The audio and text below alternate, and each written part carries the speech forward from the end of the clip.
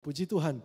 Nah, pada malam ini saya akan membawa kita dalam firman Tuhan, yaitu kita akan sama-sama baca, yaitu Yeremia 29 ayat 11. Ayat ini sangat-sangat terkenal. Ayat ini mungkin sebagian menjadi ayat hafalan saudara. Saya juga diberkati oleh ayat ini. Dan kita tidak salahnya kita sama-sama kita melihat ayat ini dan kita melihat konteks ayat ini dan supaya kita lebih mengerti kebenaran firman Tuhan pada malam ini. Amen. Mari sama-sama kita bacakan Yeremia 29 ayat 11. 1, 2, 3. Sebab aku ini mengetahui rancangan-rancangan apa yang ada padaku mengenai kamu. Demikian firman Tuhan, yaitu rancangan damai sejahtera dan bukan rancangan kecelakaan, untuk memberikan kepadamu hari depan yang penuh harapan. Amen. Saudara diberkati dengan ayat ini, amen. Wow, sungguh luar biasa bahwa ini adalah perkataan Tuhan, ini adalah firman Tuhan. Ya, aku ini adalah Tuhan. Dia berkata kepada kita bahwa mengetahui rancangan-rancangan apa yang padaku mengenai kamu. Tuhan sudah tahu, Tuhan sudah persiapkan, ya Tuhan sudah prepare, Tuhan sudah meletakkan rencana Dia kepada kita. Demikianlah firman Tuhan, yaitu rancangan apa saudara? Rancangan Tuhan, damai sejahtera, ya damai sejahtera, bukan rancangan kecelakaan, bukan rencana yang buruk, bukan rencana yang jahat, tetapi rencana yang damai sejahtera. Amen. Untuk memberikan kita apa? Hari depan yang penuh harapan. Ya, hari depan yang penuh harapan, di masa depan yang gemilang. Ya, kalau prediksi dunia, kalau kita lihat berita di dunia, ya mereka pasti berkata bahwa di masa depan akan susah. Di masa hadapan akan masa-masa yang sulit. Wow, di masa depan akan mungkin ekonomi akan semakin buruk, ya kesehatan mungkin kita tidak tahu apa virus yang lebih berbahaya di depan. Tapi kita sebagai anak Tuhan, kita percaya bahwa hari depan kita penuh harapan. Amen. Penuh harapan. Ya mungkin sebagian kita sudah dapat rasakan ya, subsidi minyak sudah mulai ya semakin slow akan dihentikan. Buat masa ini mungkin kerajaan katakan limit 300 liter. Ya 300 liter subsidi. Kita tidak tahu, mungkin tahun depan, 2 tahun depan limitnya 50 liter, ya 30 liter. Kita tidak tahu, kerajaan semakin slow, tidak dapat lagi subsidi. Karena apa? Masalah ekonomi ya, begitu beratnya untuk menanggung subsidi di Malaysia. Nah, tapi kita sebagai anak Tuhan, kita jangan takut. Amen. Kita jangan khawatir. Ya apapun rencana kerajaan, ya kita bukan menjadi orang yang anti kerajaan, kita bukan benci dengan pemerintah, tetapi kita terus doakan. Ya kita terus doakan para perdana menteri yang mengurus keuangan negara kita, mengurus pentadbiran negara kita. Tapi satu hal yang tidak membuat kita khawatir, yang tidak membuat kita takut adalah apa? Rencana Tuhan adalah damai sejahtera. Rencana Tuhan adalah memberikan kita hari depan yang penuh harapan. Firman Tuhan ini kalau kita lihat adalah firman Tuhan kepada bangsa Israel. Ya, Yeremia 29 ayat 11. Kalau kita lihat di konteks para penulis yang menulis ayat ini, yaitu nubuatan Nabi Yeremia diberikan kepada orang Israel, kepada bangsa Israel di saat mereka di pembuangan Babel. Ya, saat itu bangsa Israel mereka di dalam pembuangan Babel. Mereka di tempat yang mereka tidak mau, mereka di tempat yang tidak menyenangkan, tempat yang penderitaan, mereka di tempat pembuangan.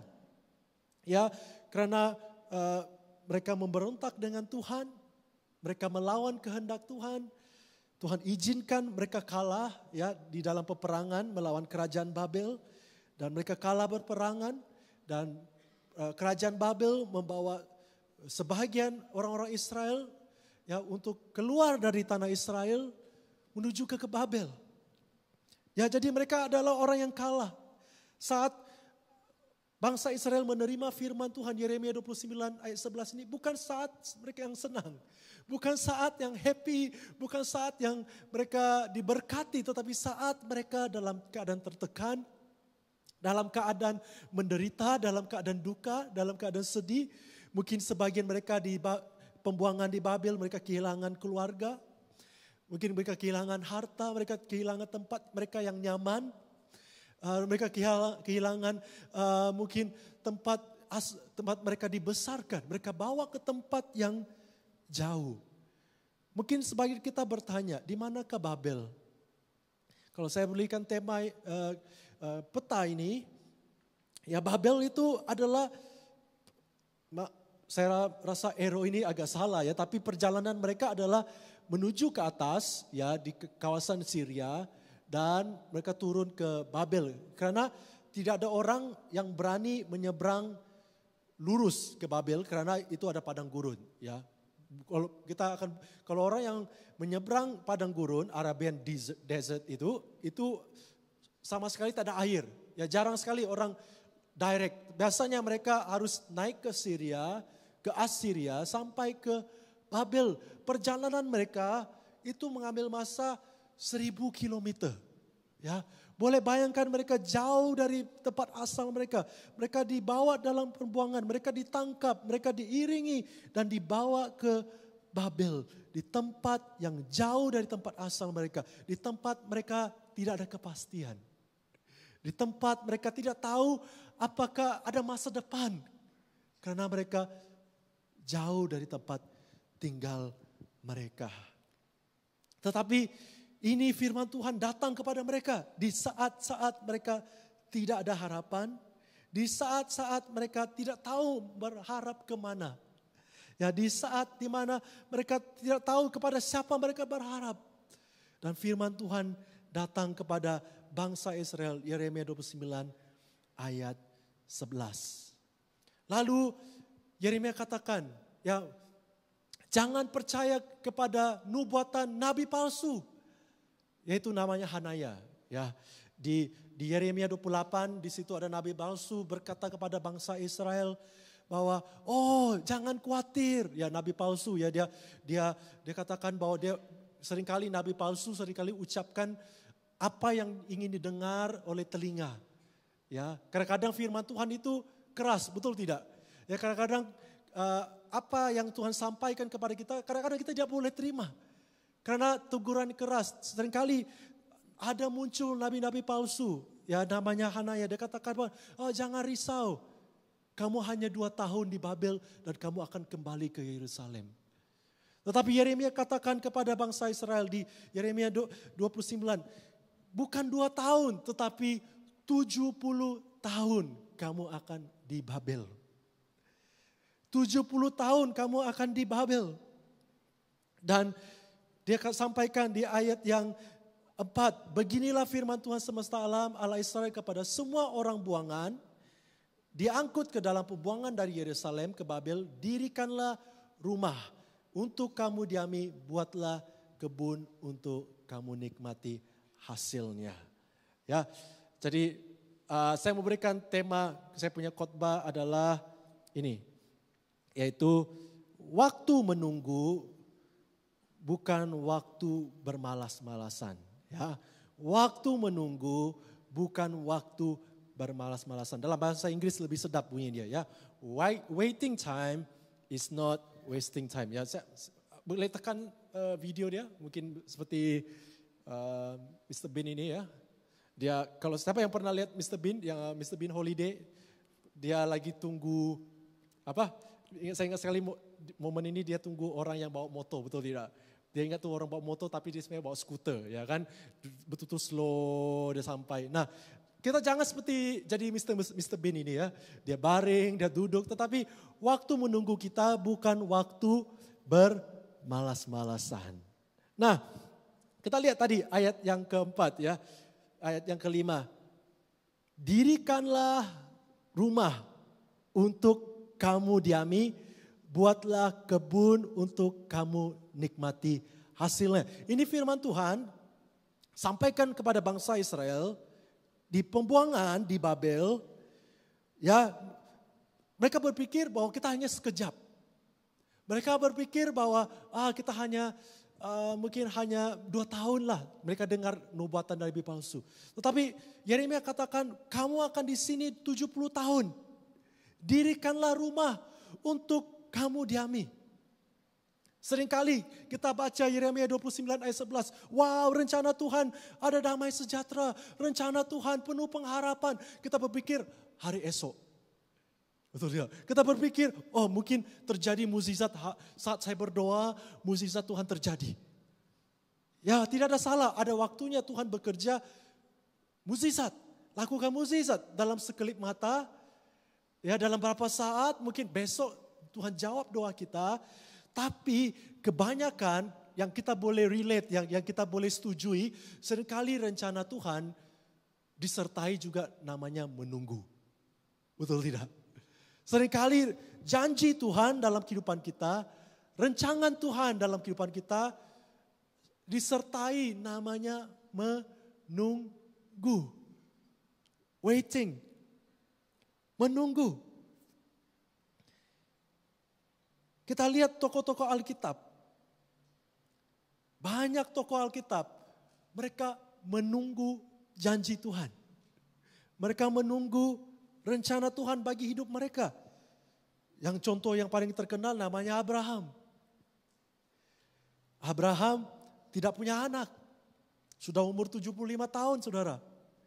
Dan dia berpikir bahwa berarti keturunan saya tidak ada, berarti harta saya, warisan saya diberikan oleh hamba saya. Tetapi saat dia umur 75 tahun, di Kejadian 12:4, Tuhan berkata, kamu akan miliki anak.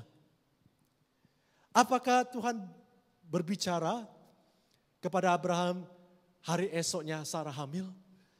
Tidak saudara. Di saat Tuhan bicara kepada Abraham, Abraham harus tunggu 25 tahun lagi. 25 tahun sampai di umur 100 tahun. Ya, baru lahir namanya Ishak. Kita lihat siapa lagi tokoh Alkitab yang menunggu janji Tuhan. Namanya Daud. Ya, Daud dia mengembalakan domba. Ingat bahwa Nabi Samuel ingin mengurapi raja yang baru karena Saul sudah Tuhan tidak berkenan. Saul sudah tidak taat dengan Tuhan. Tuhan tidak lagi ingin pilih Saul. Dan Daud diangkat. Dan Daud dipilih. Dia diurapi.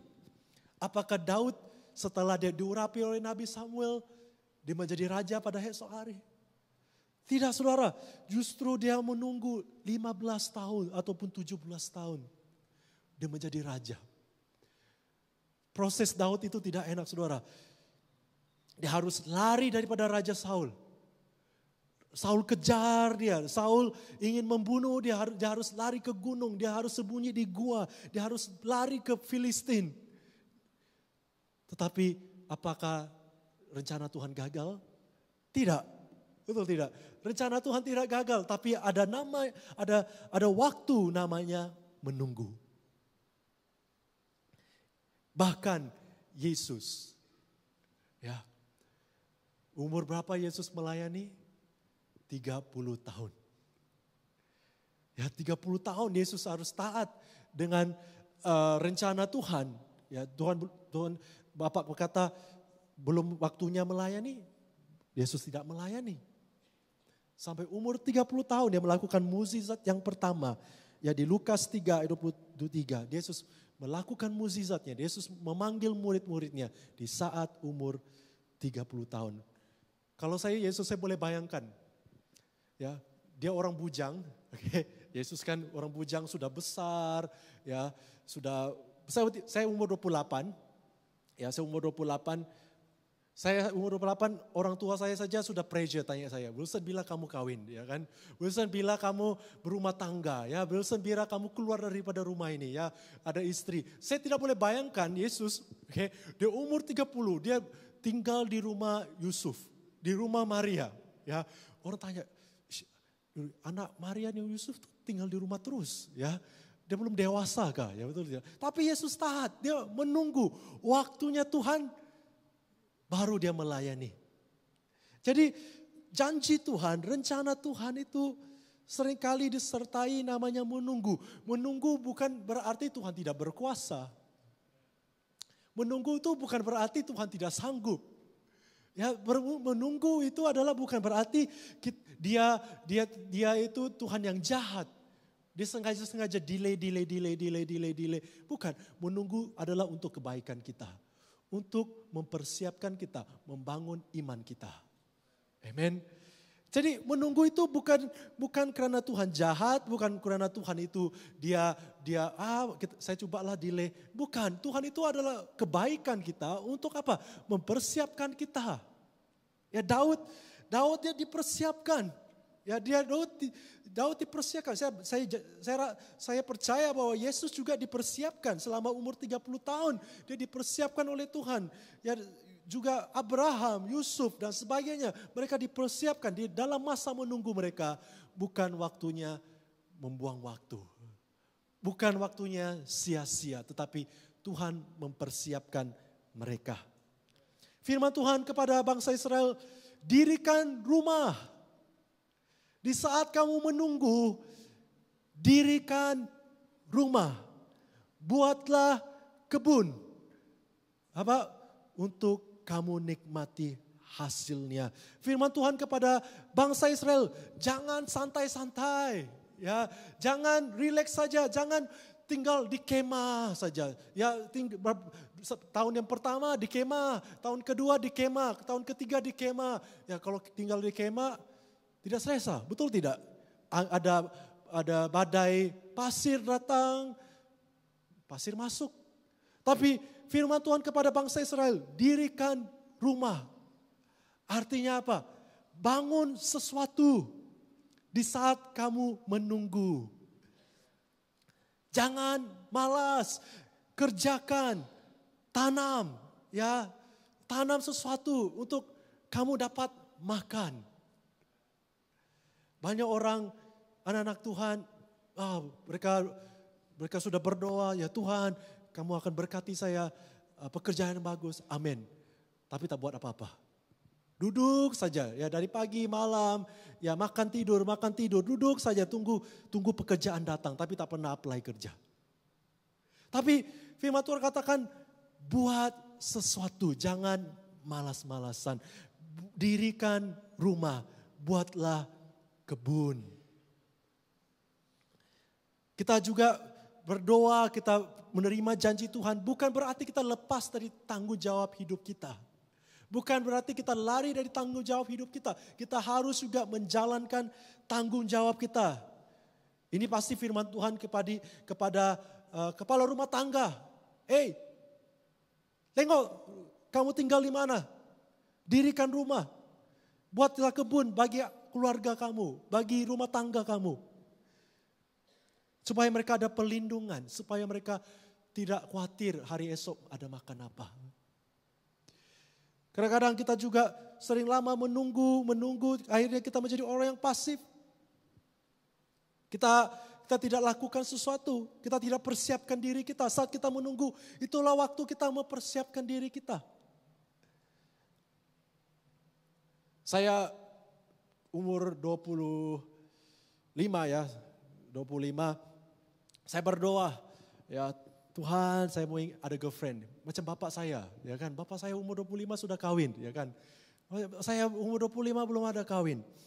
Dan saya betul-betul berdoa, dan saya berdoa, dan ada satu orang yang kawan saya, dia katakan bosan. Kalau kamu betul-betul mau cari girlfriend, kamu seminggu, kamu ajak, atau kamu bercakap dengan orang stranger, perempuan yang mungkin menurut kamu yang menarik, kamu ajak dia, do you want have a coffee with me? At least seminggu 3. Hah? Seminggu 3 ajak 3 perempuan, ya bosan. Kalau kamu cuma berdoa saja, kamu tidak pernah bergaul dengan orang, kamu tidak kenal orang-orang yang baru, sia-sia. Ya, sebab itu kamu Sampai hari ini masih single. Sudah oke lah, saya mungkin tak ekstrim macam kamu lah, ajak 3 perempuan dalam seminggu ya. Oke lah, saya mungkin sebulan 3 lah, boleh lah, sebulan 3. So saya berusaha, saya berusaha, saya gedekati perempuan ini, saya tanya dia, saya kawan dengan dia, tidak jadi. Oke, so saya pergi lagi, saya kadang-kadang ya sakit hati, apakah saya kurang handsome ya kan, apakah saya hodoh, apakah saya tak ada duit, ya oke lah. Saya ajak lagi perempuan yang lain, ya mungkin ditolak, ajak perempuan lain, wah saya sewa kereta, ya kan saya sewa kereta, saya tak ada kereta, saya sewa kereta, oke bawa dia jalan-jalan, ya pergi berenang, ya pergi hiking, tak jadi. So, saya tidak give up. Ya mungkin saya sudah berpikir, saya mungkin karunia single lah. Mungkin tak ada orang mau dengan saya. Saya ingat sekali waktu Valentine, ya, kawan saya Gwen, dia pernah datang ke gereja yang melayani anak-anak muda. Gwen, dia kata, Wilson, jom ikut namanya Friendlentine. Bukan Valentine, tapi Friendlentine. Artinya apa? Kawan antara kawan. Ya, antara kawan. Tapi kita cuma mau kenalan lah. Jadi dia ajak kawan perempuan yang mungkin 5 orang. Saya juga ajak kawan saya lelaki 5 orang. Jadi kita Valentine. Kita celebrate Valentine tapi bersama dengan kawan-kawan. Dan saya tiap disadari, saya sebenarnya di dalam Valentine itu mata saya sedang tengok perempuan lain. Saya tengok perempuan lain. Wah, ini dia, cantik ya dia. Tapi saya tak sadari bahwa di dalam Valentine itu ada perempuan namanya Ivy. Tapi saya tidak perhatikan Ivy, saya perhatikan yang lain. Saya kejar yang perempuan yang lain. Saya kenalan dia beberapa bulan, tidak jadi. Akhirnya saya pulang Malaysia dengan single. Ya, saya pulang dengan sedih single. Tuhan, saya tak ada girlfriend Tuhan. Ya, saya masih single. Macam mana nih Tuhan? Ya, saya mau cari orang yang sepadan. Saya mau cari orang yang mungkin pernah sama sekolah dengan saya supaya kami sama visi. Dan saya ingat sekali bahwa ada satu ketika Ivy dia datang ke Johor. Saat itu saya lihat Ivy itu tiada apa-apanya. Ya, saya lihat Ivy itu macam mana ada cantik dia, ya kan? Mana ada dia macam luar biasa yang macam perempuan yang sebelum ini yang saya suka.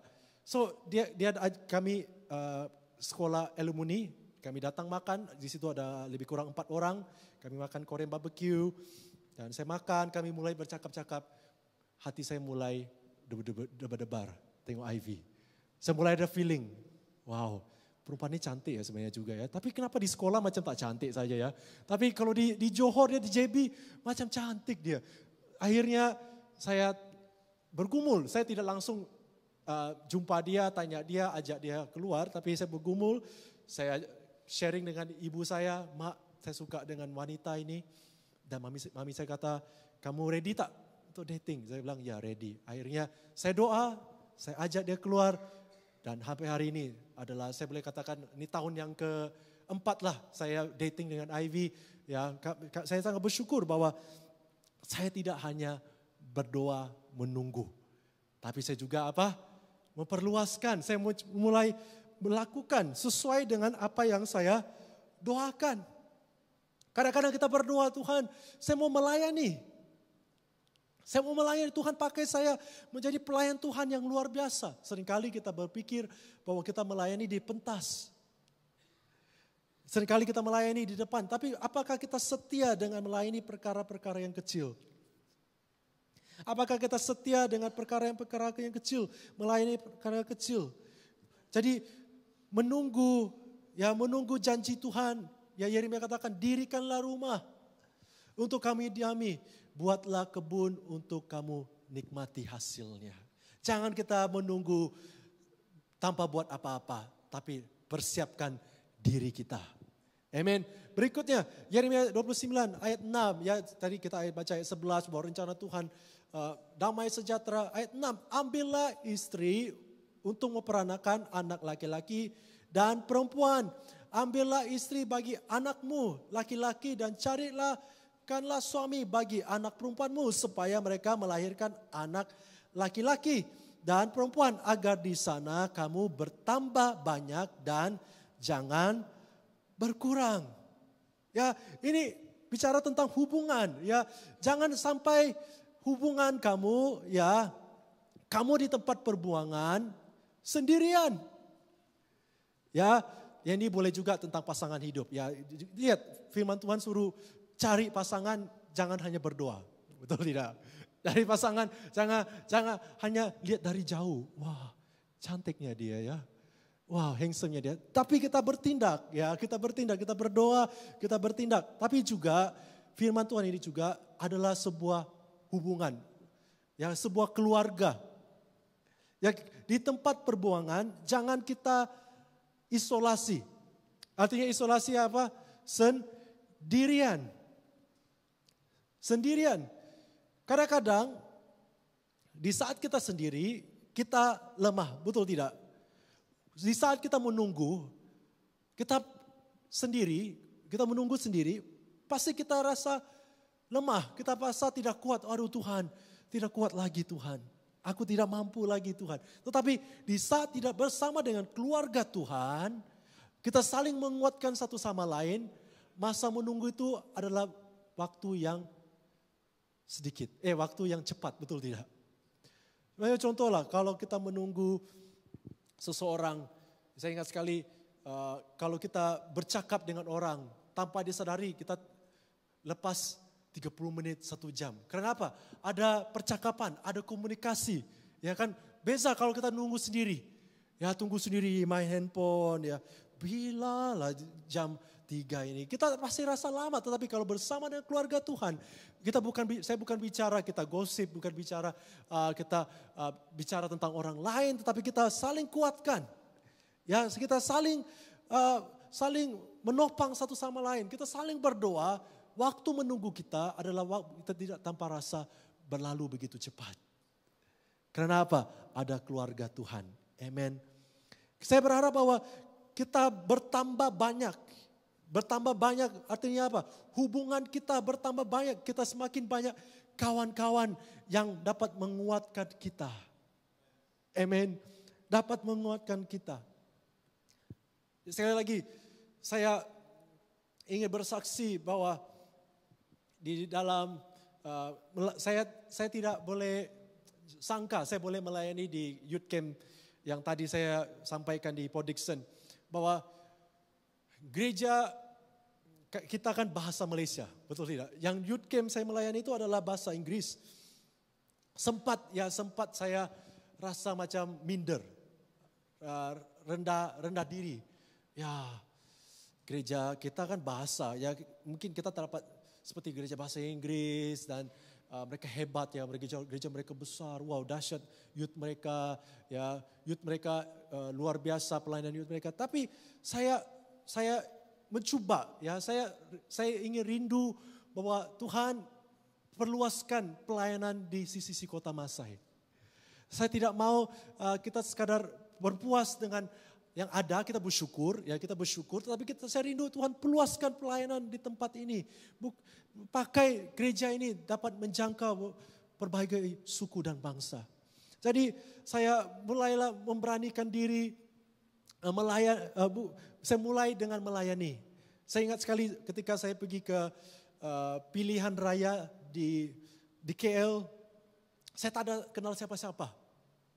Saya masuk ke dewan itu, satu orang pun saya tak kenal. Ya, saya lihat kiri kanan dan saya coba memberanikan diri saya, kenalkan diri saya. Saya salaman dengan pastor, hello pastor, dari mana ya. Wow luar biasa, saya dari Johor dan sebagainya. Saya juga bukan sekadar memperkenalkan diri, saya juga melayani dengan apa? Talenta yang saya miliki, yaitu ambil gambar. Ya, fotografer. Ya, saya bawa kamera saya pergi ke KL. Kadang-kadang saya berpikir, orang tak suruh kau melayani. Kau tak ada dalam jadwal melayani. Di dalam jadwal di pilihan raya itu bukan kau fotografer. Tapi saya katakan, diam. Saya melayani bukan untuk manusia, tapi saya melayani Tuhan. So saya berat-berat, saya bawa kamera saya ambil gambar, saya ambil cari posisi orang sangat menyembah, saya post dalam pilihan raya, pastor saling mendoakan, saya ambil gambar, saya post di grup pastor-pastor. Dan ada pastor katakan, wow thank you ya sudah ambil gambar ini menggambarkan kesatuan gereja-gereja Tuhan di AG. Lalu Tuhan buka jalan. Ya saya melayani, saya bangun hubungan, Tuhan buka jalan. Melayani di youth camp. Melayani di youth camp. Sebagai apa? Fotografer. Sebagai fotografer. Tadi saya pergi ke youth camp tuh, kalau saudara lihat gambar saya tak ada. Saya fotografernya. Jadi saya melayani fotografer dan saya edit video bagi mereka. Dan saya katakan saya diberkati juga ya. Dan saya bukan mencari perhatian orang. Saya bukan cari pujian orang. Jauhkan itu ya. Tapi kalau saya bandingkan ya, saya melayani fotografer dengan saya melayani khotbah. Melayani fotografer lebih banyak orang puji. Ya, orang saya khotbah berteriak-teriak, ya saya khotbah menjerit-jerit, tak ada orang pun cakap pastor sangat diberkati. Tapi saya melayani fotografer di youth camp, saya bukan cari pujian manusia ya. Tapi saya melayani fotografer di youth camp, saya boleh katakan lebih daripada 10 orang. Wow, pastor, baguslah gambar kamu. Ya pastor, terima kasih buat videonya sangat diberkati. Ada orang message dengan saya, pastor, thank you buat gambarnya. Pastor, boleh tak saya gunakan gambar kamu untuk post di gereja kami? Boleh tak pastor gunakan gambar kamu post di bulletin organisasi AG? Saya katakan boleh, puji Tuhan. Ya puji Tuhan kamu diberkati ya. Orang banyak puji. Ya luar biasa. Saya katakan ini semua karena apa? Saya tidak menunggu pelayanan. Saya tidak menunggu orang telepon saya tidak menunggu ada pastor kenal saya, tapi saya pergi. Ya, saya pergi melayani, saya pergi membangun hubungan, saya pergi networking dan Tuhan buka jalan. Amin. Tuhan buka jalan. Saat kita menunggu bukan berartinya kita tidak mengetuk pintu. Kita harus juga ketuk pintu. Firman Tuhan katakan ketuklah akan apa? Dibukakan. Carilah maka engkau akan mendapatkannya. Jadi menunggu itu bukan kita hanya bersendirian, berdiam diri. Tetapi kita ada tindakan membangun hubungan. Amen. Membangun hubungan. Saya sungguh diberkati. Minggu lepas hari Ahad ada orang yang datang di gereja ini. Dia orang asing ya. Dia katakan bahwa di sini ada pelayanan bahasa Inggris tidak? Oh, saya bilang bahasa Inggris di Permas Jaya. Dia bilang tidak mau. Saya mau bergereja di tempat ini. Saya mau beribadah di tempat ini. Dan saya katakan oke lah. Masa ini tak ada ibadah bahasa Inggris. Tapi kalau habis ibadah, kalau kamu free, kamu boleh stay. Saya sharing firman Tuhan, saya Bible study bersama dengan kamu. Jadi luar biasa saudara, Tuhan buka jalan. Terus doakan bahwa pelayanan di tempat ini bukan sekedar ibadah bahasa Malaysia. Saya sampai hari ini saya berdoa, Tuhan ada pelayanan bahasa Inggris dengan bahasa Cina. Ya, pelayanan bahasa Inggris, bahasa Cina. Ya, jadi bilingual pelayanan di tempat ini. Jadi Tuhan buka jalan. Di saat kita menunggu, kita persiapkan diri kita, Tuhan pasti buka jalan. Amen. Kita lihat berikutnya Yeremia 29 ayat 7. Usahakanlah di saat mereka di pembuangan di Babel. Usahakanlah kesejahteraan kota kemana aku buang. Dan berdoalah untuk kota itu kepada Tuhan sebab kesejahteraannya adalah kesejahteraanmu. Firman Tuhan katakan, ya bukan sekarang kamu membangun kota, kamu bercucuk tanam, kamu bangun hubungan, membesarkan keluarga kamu, tapi usahakanlah kesejahteraan. Kesejahteraan ini juga kata lain juga boleh gunakan kemakmuran kota. Wow, usahakan kemakmuran kota kemana aku buang. Artinya apa? Bukan sekadar kita perhatikan diri kita, bukan sekadar kita perhatikan keluarga kita, tetapi kita juga menjadi berkat bagi orang-orang yang tidak mengenal Tuhan. Bagi orang yang tidak sebangsa dengan kita. Orang-orang yang berbeda bahasa dengan kita. Kita membawa kesejahteraan. Ya artinya apa? Kita menjadi terang dan garam. Saya boleh katakan luar biasa bahwa mereka taat lakukan ini. Ya, mereka setia melakukan ini. Kita akan lihat banyak kisah-kisah di mana saat bangsa Israel di pembuangan, Tuhan dapat pakai mereka. Salah satu contohnya Ratu Esther. Ya, salah satu contohnya Nehemia. Nehemia dia bukan kerja tukang sapu, saudara. Nehemia walaupun dia orang Yahudi, Nehemia walaupun dia orang dari pembuangan, tetapi dia menjadi juru minuman. Apa maksudnya juru minuman? Artinya zaman dulu sebelum raja itu minum, dia minum terlebih dahulu. Dia orang yang kepercayaan pertama oleh raja. Orang kepercayaan yang paling saudara raja trust, yang raja percaya adalah juru minuman. Karena apa? Dia tahu orang ini yang dapat dipercayakan. Sebab itu saya letak sebagai juru minuman. Nehemia, orang Yahudi, orang pembuangan. Tetapi dia dapat masuk ke raja, masuk dalam pemerintahan. Karena apa? Usahakan kemakmuran kota kemana aku buang. Mereka tidak hanya sebagai pengungsi, pelarian, tetapi juga memberkati negara di mana mereka berada. Berbeda dengan pelarian, ya saya tidak semua, saya tidak katakan semua. Contohlah pelarian di Prancis ya, kebanyakan negara Afrika, kebanyakan dari negara Timur Tengah, mereka lari ke Prancis dari peperangan. Banyak kriminal terjadi, ya mereka tidak mau kerja, mereka tidak mau berusaha, mereka tidak mau bersekolah, mereka lepak, ya mereka duduk, mereka terima duit daripada kerajaan, ya mereka jadi bermasalah. Mereka tidak membawa kesejahteraan di negara di mana mereka berada. Tetapi berbeda dengan bangsa Israel. Firman Tuhan berkata kepada mereka, usahakanlah kesejahteraan dan kemakmuran. Dan berdoa untuk kota itu. Amen. Kita adalah minority, betul tidak? Kita ada di tempat ini, kita ada di Johor. Di mana kita tinggal, di mana kita, rumah kita, jiran kita adalah orang-orang yang minority. Kita adalah orang-orang yang bukan jumlah yang besar. Tapi bukan berarti minority tidak memiliki pengaruh. Bukan berarti minority tidak memiliki dampak. Dampak kita bukan kekayaan, betul. Dampak kita bukan kita tunjukkan, kita show, kita hebat. Tapi dampak kita adalah apa? Kuasa Tuhan di dalam kehidupan kita. Amen. Kesaksian hidup kita.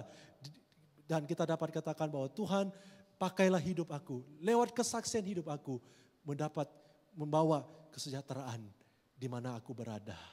Dan berdoalah untuk kota itu. Kita jangan lupa untuk berdoa di mana kita berada. Di tempat kerja kita, di sekolah kita, di rumah tangga kita. Di mana kita melangkah, di saat kita travel, di saat kita keluar, kemanapun. Kita berdoa kesejahteraan kota itu kepada Tuhan. Karena kesejahteraan kota itu adalah kesejahteraanmu. Amen. Kita jangan menunggu dengan malas, tetapi kita menunggu dengan iman, kita menunggu dengan melakukan tindakan iman.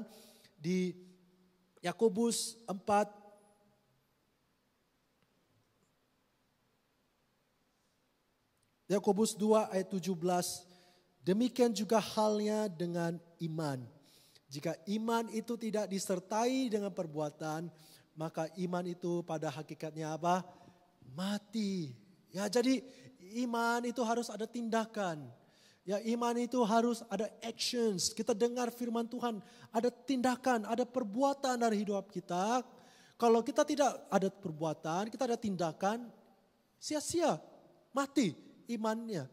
Ya, sebab itu kita melihat bahwa waktu menunggu adalah bukan waktu wasting time. Amen.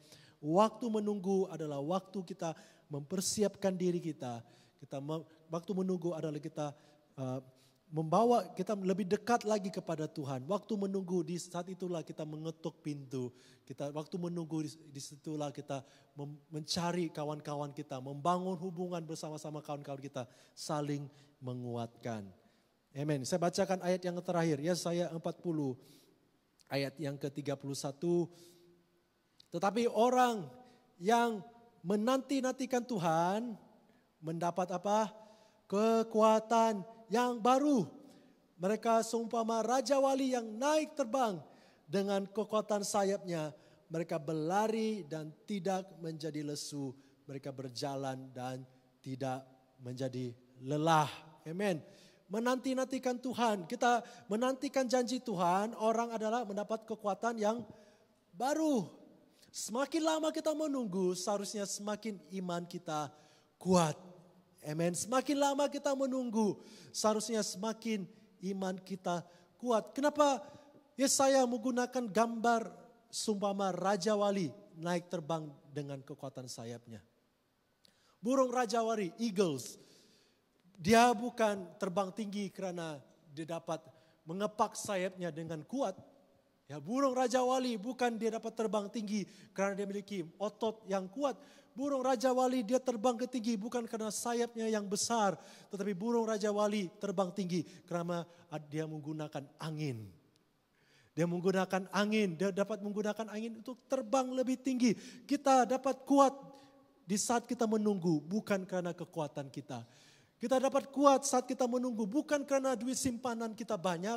Kita kuat dalam menunggu bukan karena kita hebat, tetapi kita kuat menunggu karena Tuhan memberikan kita kekuatan.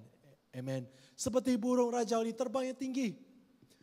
Semakin angin kuat, semakin angin kencang, semakin tinggi dia terbang. Semakin lama kita tunggu, semakin iman kita kuat.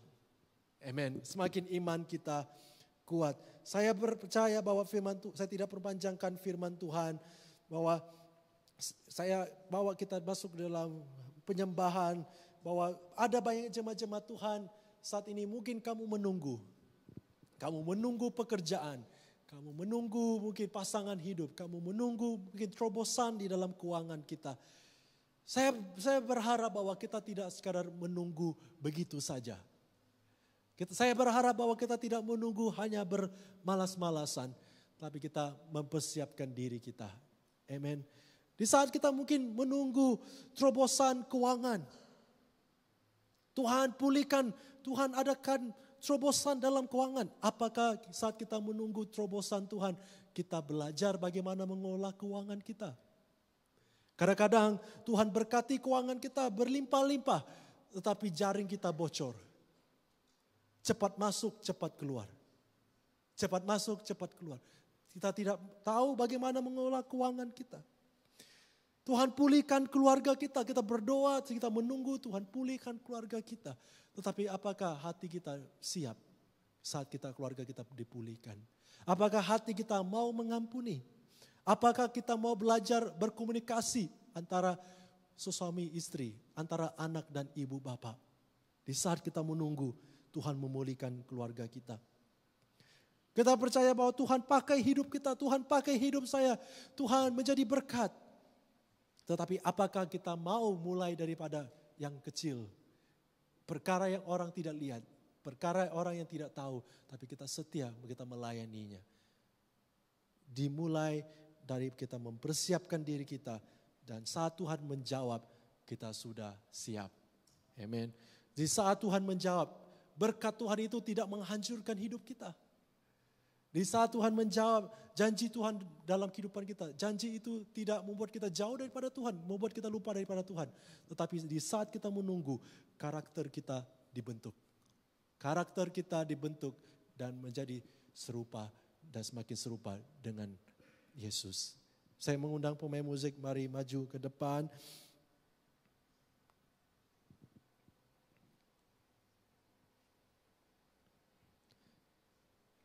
Saya berharap kita juga sama-sama bangkit berdiri. Saya memberikan kesimpulan bahwa ini bukan waktunya kita bermalas-malasan, bukan waktunya kita bersendirian. Tapi ini waktunya kita bangkitkan iman kita. Kita bangun hubungan bersama dengan Tuhan, juga bersama dengan kawan-kawan yang seiman.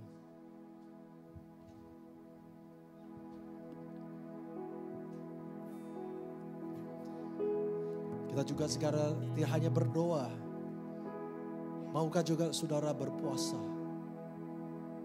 tentang perkara ini? Yang saudara gumulkan, saudara berpuasa. Berpuasa bukan tahan lapar saudara. Berpuasa bukan saya tidak makan, saya tidak minum. Tapi berpuasa adalah saudara katakan, Tuhan, tak ada perkara yang lain yang dapat menjawab, yang dapat memuaskan hidup saya, yang dapat menolong saya. Dan saya percaya bahwa hanya Tuhan, hanya Tuhan. Saya tidak hidup daripada hanya roti, tetapi saya hidup dari firman Tuhan.